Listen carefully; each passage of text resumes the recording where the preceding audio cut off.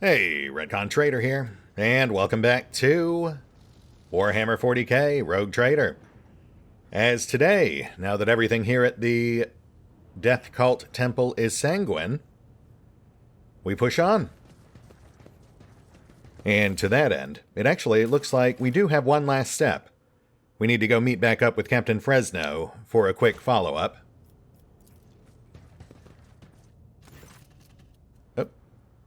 A spinner, his face covered in carved, bleeding glyphs, makes a respectful gesture of invitation. Let me show you the way, Damen. Just to clarify, before I say yes, could you specify exactly what it is you're showing the way to? The spinner points his finger upward at the ventilation shaft, through which you reached the temple the first time. The path to where the lay people dwell is complex, web-like.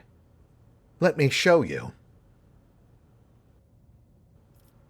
Yeah, alright. Show me the way. Oh, okay. Right, good. Man, just the way that was all presented really immediately gave me "you're about to get ambushed" vibes. But apparently not. Let's go have our follow-up with Frenzo. Yeah, it's all, it gets kind of rough trying to track all of the potential twists and turns laid out before us, as we deal with so many interesting but inherently untrustworthy, at least on their face, individuals and organizations. The Death Cult ultimately actually really does seem to be fairly trustworthy and very flexible, like surprisingly adaptable to our whims and ways. Ironically, it kind of feels like Frenzo is the one that might end up being the most inherently untrustworthy. But, we'll see how it all plays out. Frenzo, I've completed my tour of the bay, and I have some thoughts on how things are being run here. The captain raises a wary eyebrow. Will there be any orders based on the inspection's conclusions?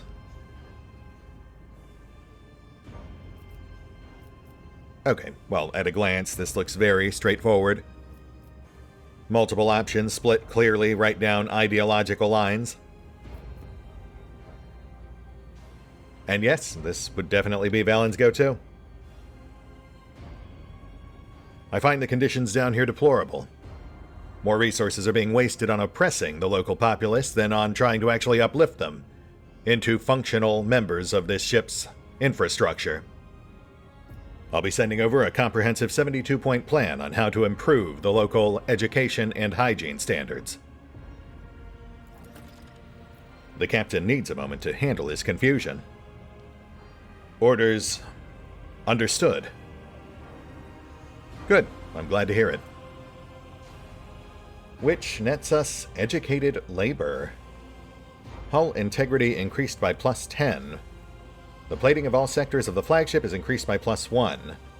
The freight line workers studied to the best of their ability, applying newly attained knowledge for the betterment of the ship. Thanks to their efforts, logistical operations with the engineering bays have become more efficient, which has opened up new opportunities for fortifying the ship's hull. Well, all of that sounds fantastic. I mean, having it translate to a stronger hull is a bit of a stretch, but we'll take what we can get, and I mean, just thematically, it definitely matches what I think Valen would be striving for. Carry on, Captain Frenzo. I'm counting on you to see that things down here continue running smoothly and efficiently. Lest I might start thinking that you and your enforcers are the ones causing the actual problems. Oh. 3 days later. Lord Captain, here to report. Your orders have been carried out. The compartment is already operating according to the new procedure. Time-lapse, that is unexpected. I really just kind of assumed I'd get a report later. Okay, yeah, let's... I guess we'll walk around, see if anything's changed.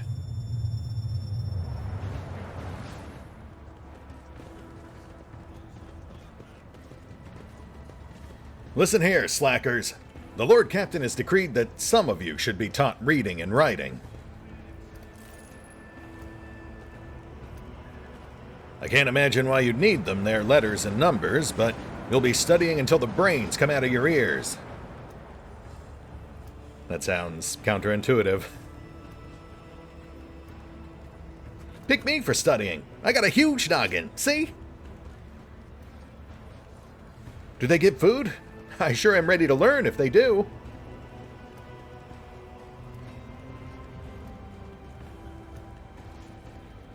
Nice. That is a positive change from what we saw previously. And then we've got these guys, too.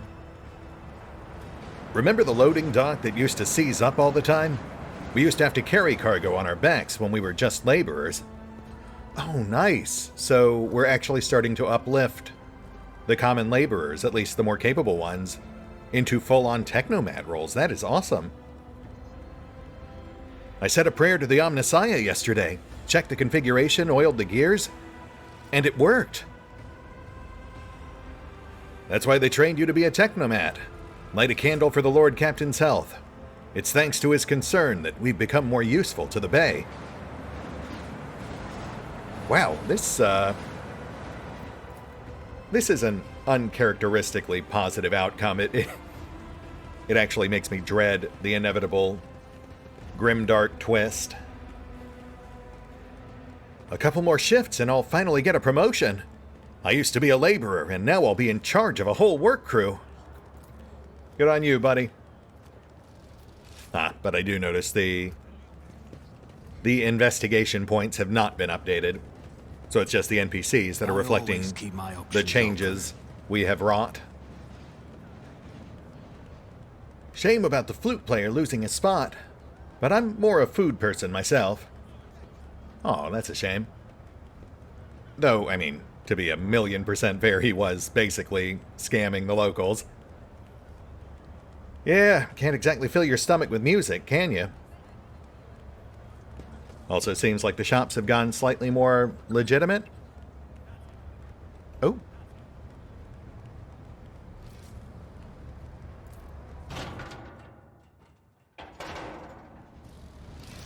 Oh.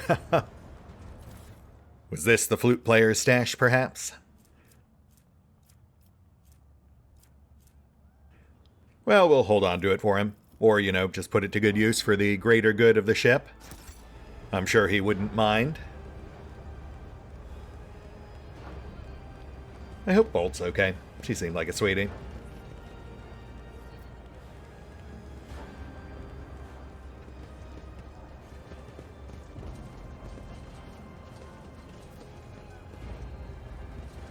What's even going on?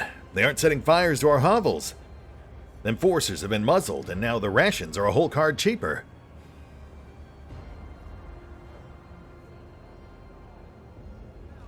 The God Emperor has heard our prayers and sent us a Lord Captain who cares about us small folk.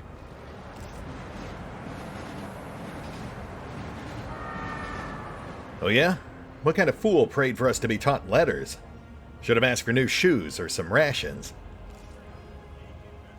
Well, good luck getting shoes or rations with that kind of attitude. There's always got to be one.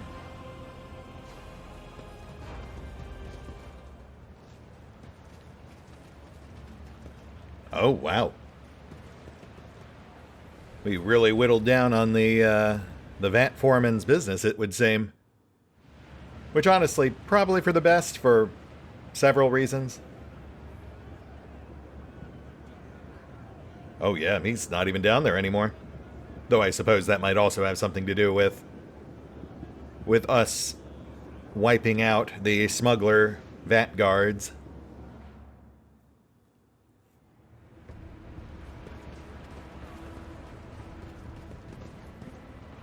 What do we even need this literacy for? I don't know. I'd rather put letters together than break my back working. Who knows? Perhaps the Lord Captain will make us officers.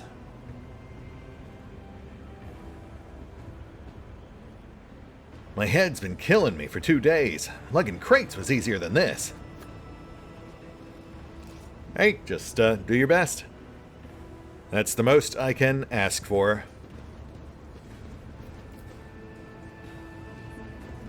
And failing that, I imagine there will still be a demand for manual labor, if that is what you are more comfortable with.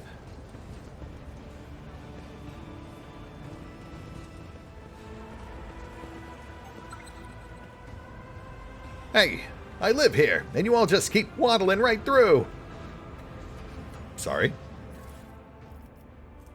Not too sorry, though. I'll take these. Okay, so nothing really new from the disgruntled beggar, but at least we got some extra cargo out of it.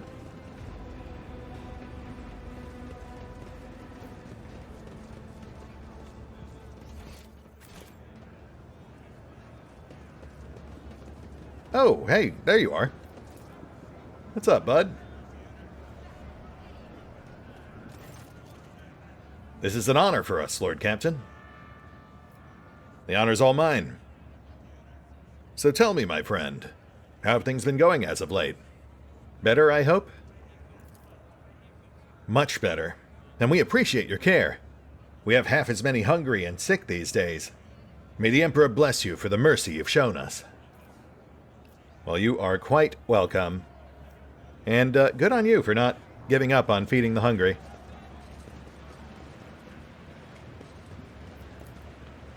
Lush yellow-green moss covers the walls of the slums, seeming to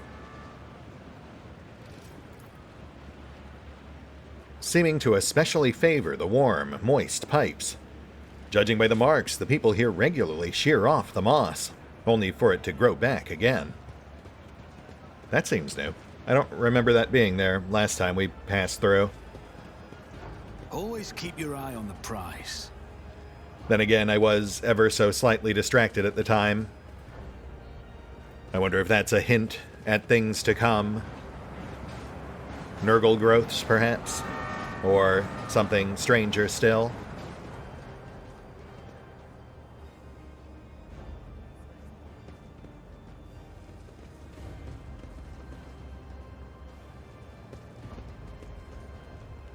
Oh, wow, and this is very different. Praise the Emperor, for your malady is receding. Thank the Lord Captain for sending us here. Is it really? It's tormented me for so many years. Now I can finally live a life without pain.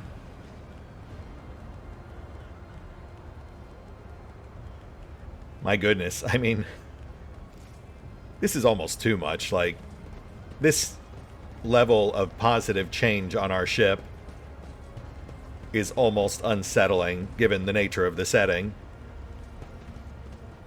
What about Outcast Zadena? She wasn't in the temple. Is she back up here somewhere?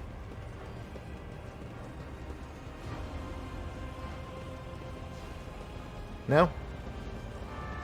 That's a bit of a bummer. I always have a backup plan.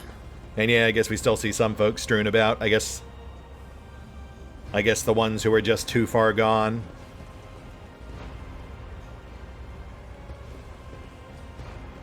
Oh, hello. How could they cast me out? One of their own. Ooh, is that one of the corrupt, authority-abusing enforcers? Drummed out of service? Well, I approve of that as well, though I'd prefer not to have him wasting away in a leper pit.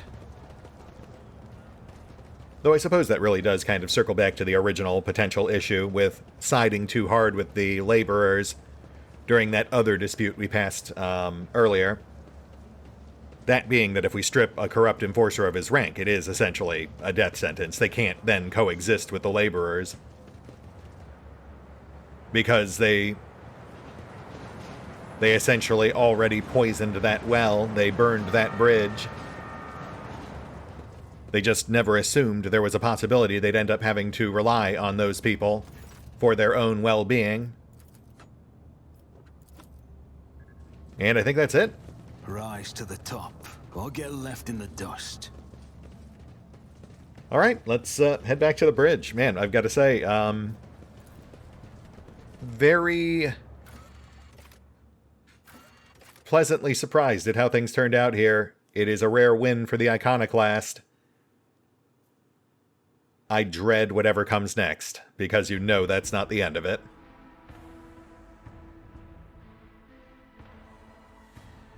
Anyway, let's go find our master surgeon and get this rash tended to. Don't want to be an alarmist, but, you know, I'm guessing, considering where we were when we contracted it, that might be early onset of void leprosy. I suppose we'll do the rounds while we're here, see if anyone else has anything new for us.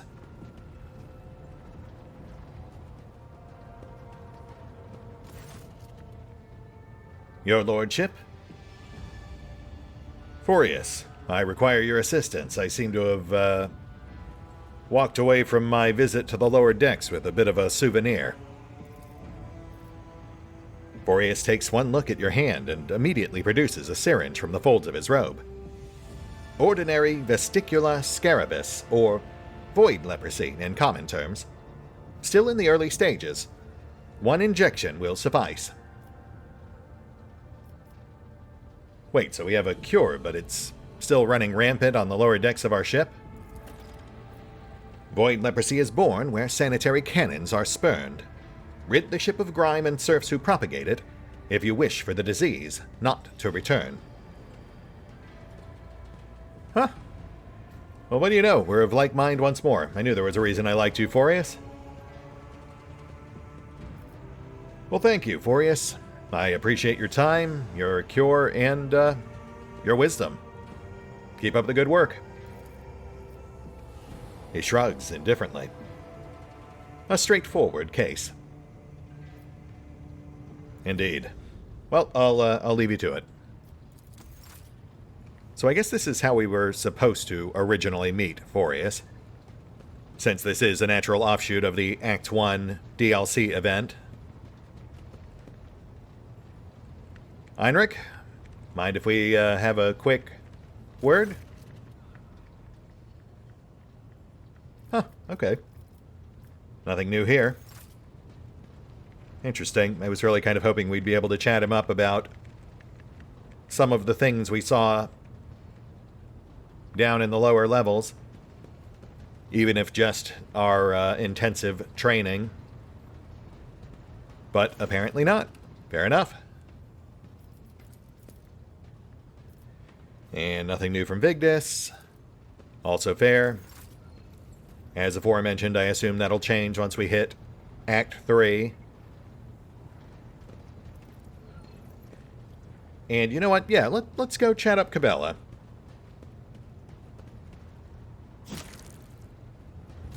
Domin. Cabela puts away the dagger she has been using to reopen her freshly closed wounds. Cabela, I couldn't help but notice that you keep bleeding all over everything in a 5-foot radius. Are you trying to torture yourself or just everyone else around you? Torture? I bear the sacred marks of the Undying One's service. Death has bestowed them upon me. Though others may cherish hollow riches or meaningless beauty, it is my duty to cherish his gift of blood. Each wound is a symbol of our service to him.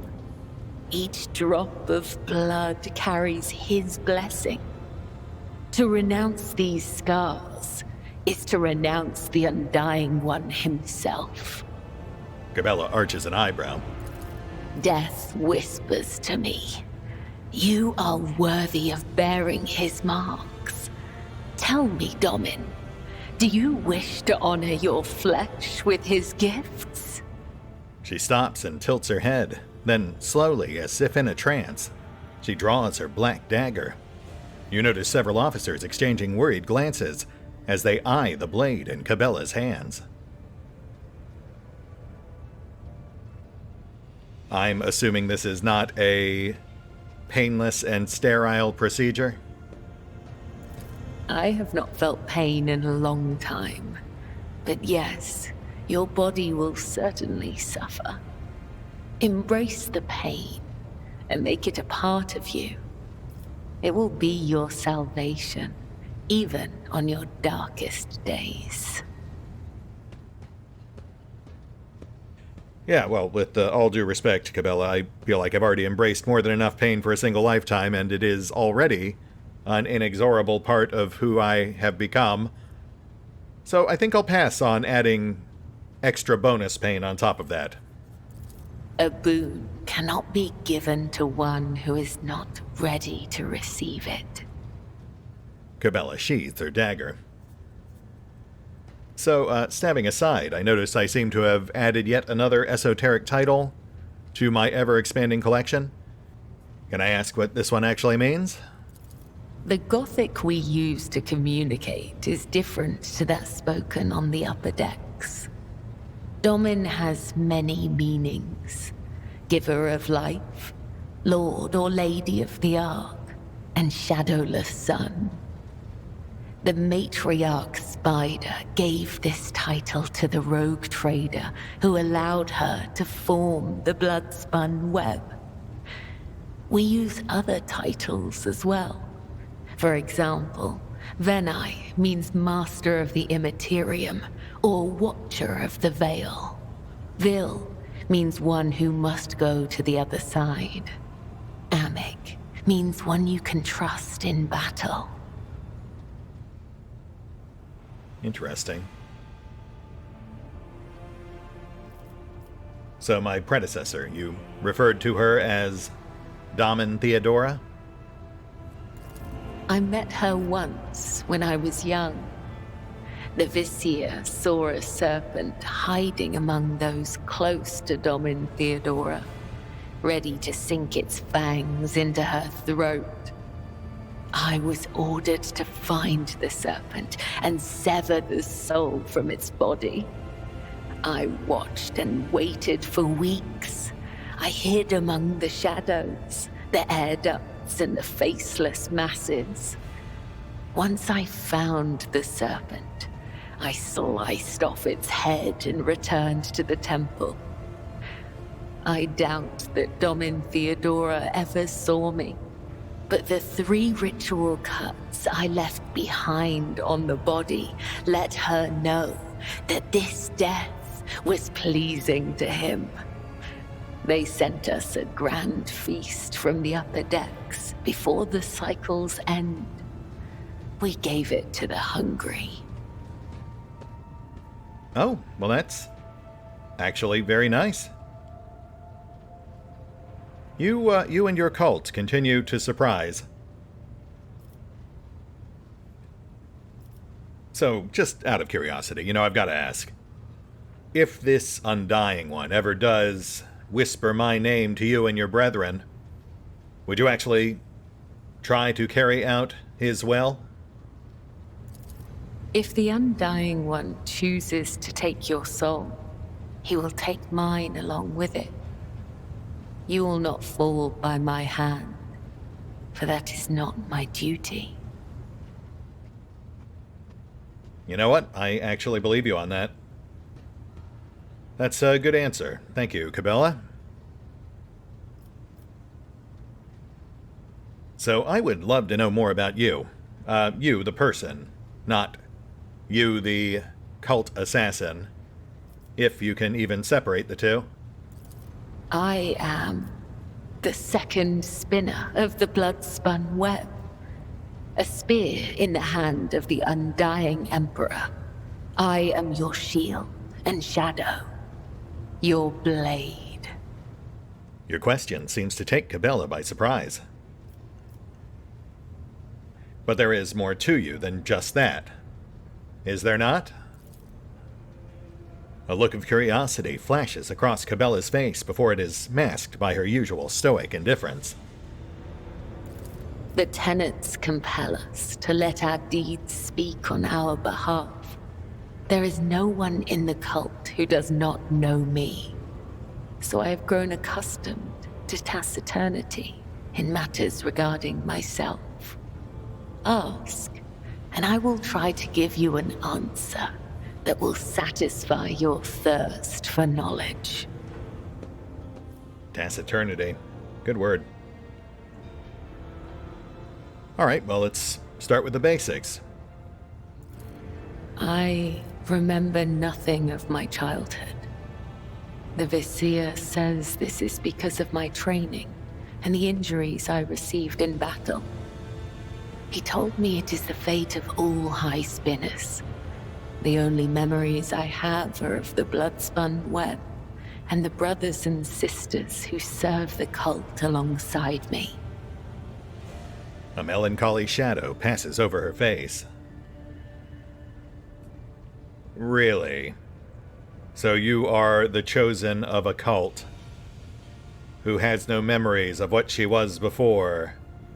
Are we sure this DLC wasn't called Void Shadowheart? Nothing? You don't remember anything at all? When we were young, we would sew our eyes shut and wander through the bays for months at a time.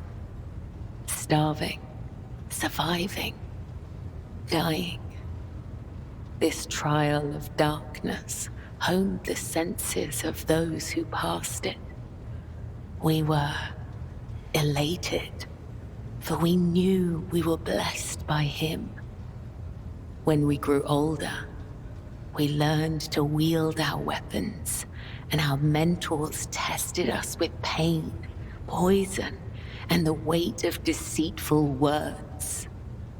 In time, our bodies no longer felt pain. Our blood became resistant to toxins, and our focus could not be shaken. We were at peace, for we had shed everything that could encumber our faithful service to him. Yeah, sounds like a really great time. Must have really kept you in stitches. When we came of age, we faced a great trial. A year-long vigil spent in unceasing prayer to the Undying One. When hunger and other base sensations faded away, we attained true comprehension of ourselves and our place in the world. Our place between life and death. We were proud, for on that day, he truly accepted us, and we accepted him. Cool, yeah, nothing quite like willfully subjecting yourself to repeated abuse until it's all just background noise. That does seem very healthy and stable. It is impossible to understand the value of your body and spirit if you've never experienced physical or emotional pain. Pain is temporary, but experience endures. Experience can be sharpened like a blade and turned into mastery. I've never regretted walking the thread I was destined to follow. Right, sure, but how could you possibly regret that if you have conveniently forgotten all the parts of your life without it? What about your family, your parents? When we join the cult, we relinquish our past. The blood-spun web becomes our new family. I have seen the pain, terror, and doubt in the eyes of those who hear the Undying One whisper the names of their kin. For some, the blessing of oblivion is a gift not unlike death. Okay. So no interest in finding out what happened to your actual flesh and blood? No. Cabela is too devoted to the teachings of the web to let her emotions lead her astray. Alright, well, if the cult has truly replaced your family, then surely you care what happens to them? Question mark? It brings me comfort when my brothers and sisters cross to the other side.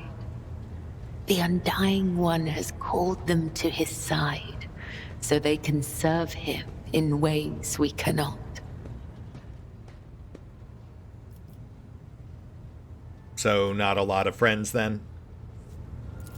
Attachment makes us weak. The weak meet their demise prematurely. But such death does not please the Undying One, for a soul must not be claimed before their time has come. It is true that spinners occasionally cross paths with those outside the cult, but such paths always diverge in the end. We may walk the same road together, but we are nothing more than temporary traveling companions. It is similar for those of your retinue. Our threads may intertwine for a time, but all will go their separate ways, as is inevitable. Oh yeah? Does that include you? Because I feel like you literally just told me you were with me until the end. But not you and I, Domin. Our threads cannot be unwoven, and only the Undying One will end my service to you. Right, yeah, I'm getting some real mixed messages here, Cabela. But I do think I understand you a little better. Know your enemy and prevail in battle. Know your ally and prevail in war. Sure. So you really feel nothing? You can see for yourself. Cabela removes a small leather pouch from her belt and opens it to reveal several instruments of torture. Oh, this is normal and good. What exactly am I looking at here, Cabela? Please, enlighten me. Tools for tempering the flesh. If a spinner neglects this practice for too long, their body will weaken and their sensitivity to pain might return. If it does, they will feel the overwhelming agony of every wound they have ever endured and go mad with torment before the Undying Emperor whispers their name. I mean, I've got to say, Cabela, it really sounds like you've kind of trapped yourself in sort of a vicious cycle there. You're sure this isn't just because you like doing it? No judgment here, I'm just curious. Is it possible to experience pleasure if one feels nothing? Well, that is quite an intriguing philosophical question you have proposed. I will certainly think on that in my spare time, and I'm sure it will not at all keep me up at night. In the meantime, though, I will politely decline. You honor me by taking me at my word. The pouch vanishes as quickly as it appeared. Yes, precisely, that was my intent, to honor you with word. I notice your fighting style is very, very bombastic. You think you could perhaps teach me the ropes? Maybe I could give it a whirl? Your body will fail you, Domin. Your bones will break. Your tendons will snap. Your heart will stop. Our rituals of self-perfection are unending. They demand absolute dedication and decades of special training. However, if you devote the next 30 years of your life to its study, you might be able to learn the basics. Well, you know, I do generally try to keep my bones, tendons, and heart functional, so yes, I suppose I'll simply have to stick with the simplicity of firearms for now. But thank you, I do appreciate your input. It is not difficult to speak the truth. Right. And I think that's enough Cabela for now. I mean, she is a fascinating character. Just, you know, that girl is poison. May the Undying One shroud your footsteps from the faithless. Hey, you too. And much like with any poison, she's best taken in small, controlled doses until you've built up a tolerance. One sec, just gonna do some quick bookkeeping.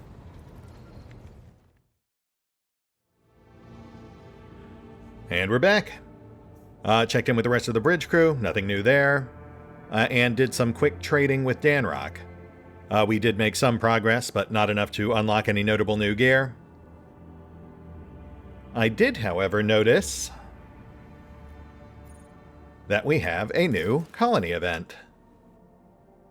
So I guess we're rounding out with that. Lord Captain, after the decompression of Lady Theodora's secret workshop on Kiava Gamma, an epidemic of mysterious tech leprosy has broken out. Augments mutate into distorted forms, killing their hosts and the machines.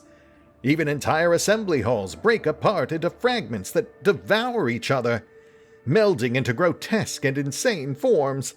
The Omega-18 Manufactorum, the epicenter of the epidemic, is cordoned off. But the disease will burst out of there, sooner or later. Okay, well we know what this is, thanks to our research into Theodora's secret project. We know this must be where she was researching the tech plague with Cubus Delphine. I need details. What do we know about this outbreak?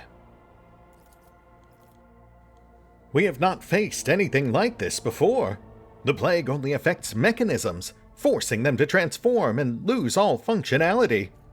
Nobody knows the nature of this disease, and how it found its way into Lady Theodora's secret workshop. It is possible that some secret research was being carried out there. You don't say. Well, I guess that is indeed a distinct possibility.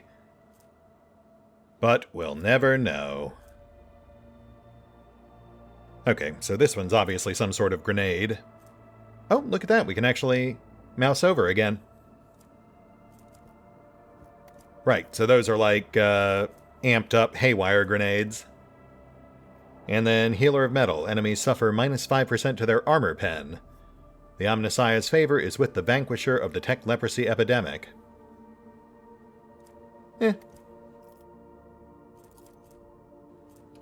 Refugees from the Lost Manufactorum.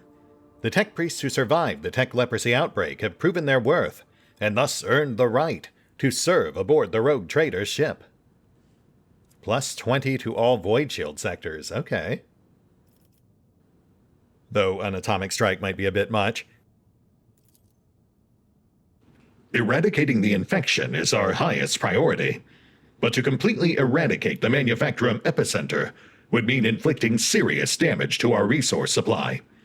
This unit, I, can propose another method of purging. However, the sacraments of the Omnissiah that are available to me cannot be revealed to the laity. I ask that you place your trust in me. Oh, mysterious. Shireen, do not be so hasty with this purge. This phenomenon may be of interest to other specialists. There are many who do not agree that all knowledge belongs solely to cogs. What appears to be a plague could hold amazing possibilities. If we could isolate the Manufactorum and let these inquisitive minds inside, they would happily compensate us for the loss of production capacity. I mean, it would be nice to get a better understanding of this thing, but at the same time, definite dangers involved. And if that's the grenade reward, then it's also the weakest of the three. I have suppressed 18 different epidemics aboard the flagship, and our officers have experience in setting up quarantines. We will send them to Kiava Gamma to lead the Tech Purgator squads. They will not return from the epicenter until the infection is eradicated, and the preventative exclusion zone is taken down. Ooh.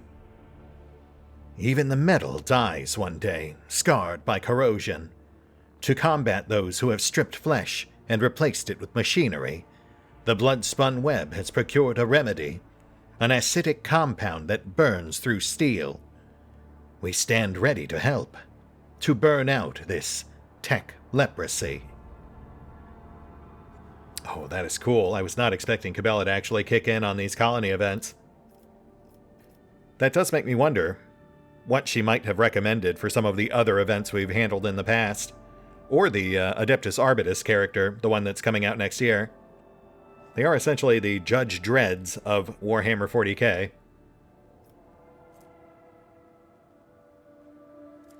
So, Pascal's recommendation gets us the Refugees reward, albeit without the Efficiency Malice. Cabela grants us Demise of Metal. Plus 10% damage versus machines and cyborgs. Okay.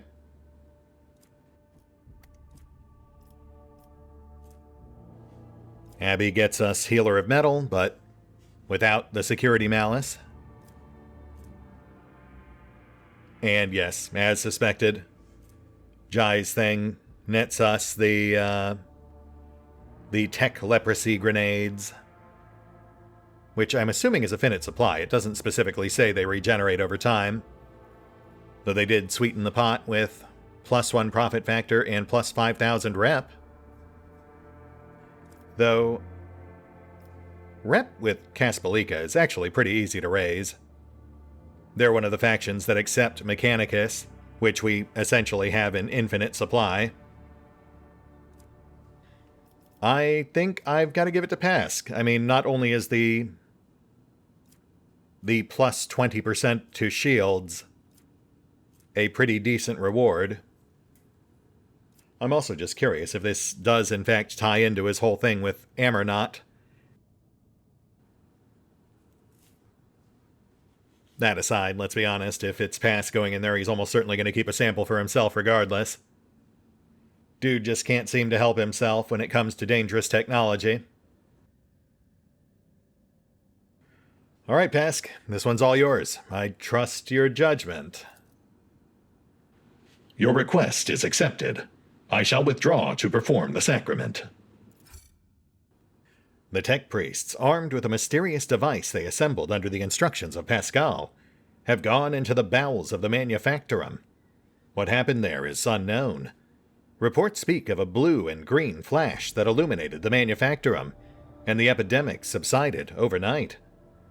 The distorted mechanisms have been honorably melted down, and so were the bodies of the dead tech priests who carried the machine of the Magos Hanuman, as well as the burnt remains of the machine itself. Magos Pascal has refused to comment on his chosen method of purging, calling it a revelation of the Omnissiah that he himself could not comprehend before it left him. Oh yeah, that definitely sounds like partitioned memory hijinks at work. Not the first time with him. It does make me wonder if the whole Ammernaut thing is in fact intertwined with whatever Theodora was up to. Many of the tech priests who had once maintained the Manufactorum were left without a function and transferred to serve aboard the rogue trader's ship. Nice. And also flawless servitors, which nets us +2 efficiency, +2 profit factor, and perhaps most importantly, access to our final Act 2 project for Kiava Gamma. And we've already settled on Armored Rage, converting our Manufactorums to start producing weapons of war, some sort of war crafting, as it were, for the impending blizzard of conflict that no doubt lies ahead. Cost is reasonable, nets us our Titanforge Lance, plus more profit and weapons. And with that, the only singular project we have not yet pursued is now this one, which we can actually do soon. We're We're only about 1,000 reps short as of our latest trade session. So yeah, aside from the DLC stuff and the Dark Elf stuff just space west of us, we're coming up on the end of Act 2. I mean, still a fairly chunky amount left, but we're definitely getting down to the final stretch. Anyway, we are sadly past time, so this feels like a good place to call it. Especially since we're coming up on Odanithus 11, which I'm fairly certain is where we're going to find our second major DLC quest. We'll hit the pause button for now. I'll take care of the usual off-screen bookkeeping, and likely run that companion poll I've been talking about to decide if we want to change up our active squad moving forward. And we will pick up here next time. See you then.